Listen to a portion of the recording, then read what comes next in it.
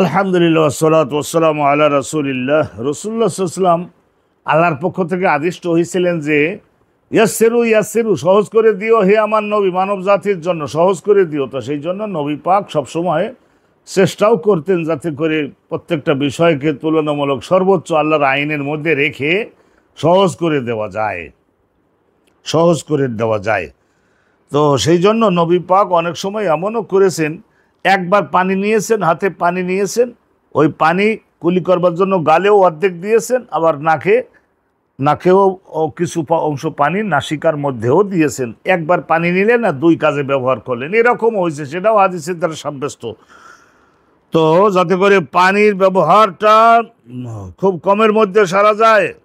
বাবুন মাদা ওয়াস্তান শাকামের গোরফাতেন ওয়াহিদাতেন, একবার হাতে পানি নেবেন আর কি করবেন, কুলির জন্য ব্যবহার করবেন, নাকে দেওয়ার জন্যও ব্যবহার করবেন। উভয়টাই নবী পাক করেছেন, সাব্যস্ত হয়েছে, সেটাও সুন্নাত। অবিকল মুসাদ্দাদ ইবনে মুসারহাদ, ইমাম বুখারী হুজুরের শিক্ষক হচ্ছেন ইমাম মুসাদ্দাদ। কলা হাদাসানা খালিদ ইবনে আব্দুল্লাহ, ওনার শিক্ষক খালিদ ইবনে আব্দুল্লাহ, তার শিক্ষক আমর ইবনে ইয়াহিয়া আল মাজিনি আনাবি, হে আমর রিওয়ায়াত করতেন তার বাপে ইয়াহিয়া আল মাজিনি থেকে, তিনি রিওয়ায়াত করতেন আব্দুল্লাহ ইবনে যায়েদের থেকে, আন্নাহু আফরাগা মিনাল ইনাই আলা ইয়াদাইহি, নবী করিম সাল্লাল্লাহু আলাইহি ওয়াসাল্লাম আফরাগা মিনাল ইনাই, পানি এই কাজ করে ঢেলে দেওয়া, এরকম পাত্রটাকে একটু কাজ করা, আফরাগা একটু কাজ করলে তখন ওর মধ্যে পানি দুই হাতের মধ্যে আসবে, বাহিরে আগে দুইখানা হাত ধুয়ে নেবে। এই যে বর্ণনাটা বহুবার গেছে আপনাদের সামনে। আফরাগা মিনাল ইনাই, পানির পাত্র একটু কাজ করে ধরলেন, আলাইয়াদাইহি, দুই হাতের উপরে পানি গেল, ফাগাসালাহুমা, উভয় হাতকে ভালো করে ধুইলেন, উভয় হাতকে ভালো করে ধুইলেন। গাসালা, উভয় হাতকে ভালো করে ধুলেন। সুম্মা গাসালা, অথবা নবী করিম সাল্লাল্লাহু আলাইহি ওয়াসাল্লাম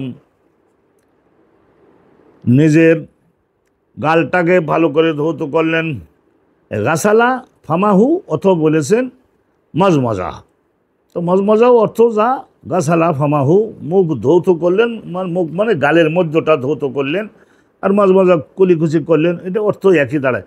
ওয়াস্তান শাকামিন কাফাতিন ওয়াহিদাতিন, আর নিজের নাকের মধ্যে পানি দিলেন, ওই একবার পানি নিয়ে গালে আর নাকে দুইটাই করেছে, আর হাত দোকান ধুয়েছেন ওই পানি কাজ করে নিয়ে বাহিরে। ফাআলা যালিকা, তিনবার করলেন। ফাগাসালা ইয়াদাইহি ইলাল মিরফাকাইনি মাররাতাইনি। এখানে আব্দুল্লাহ বিন যায়েদের রিওয়ায়াতে সবসময় দেখা যাচ্ছে যে ডাইন হাত বাম হাত তিনবার করে কোনো সহ ধুলেন। মাসাবের আসি, মাথা মোজেও করলেন। মা আকবালা ওয়া মা আদবারা, সামনের অংশ পেছনের অংশ।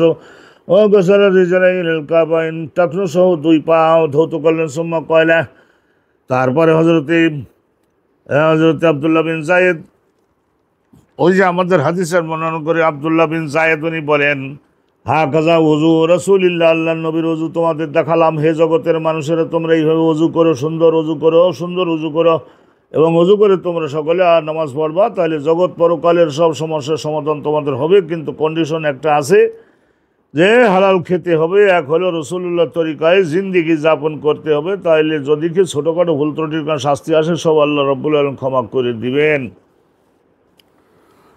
আর মাথা মোছে এটা হলো একবার। আলহামদুলিল্লাহ, আমরা এই পর্যন্ত শুনলাম, এরপরে মাথা মোছের আলোচনা পরের অনুষ্ঠানে জানবো এবং শুনবো। আজকের এই পর্যন্তই। আসসালামু আলাইকুম ওয়া রাহমাতুল্লাহ।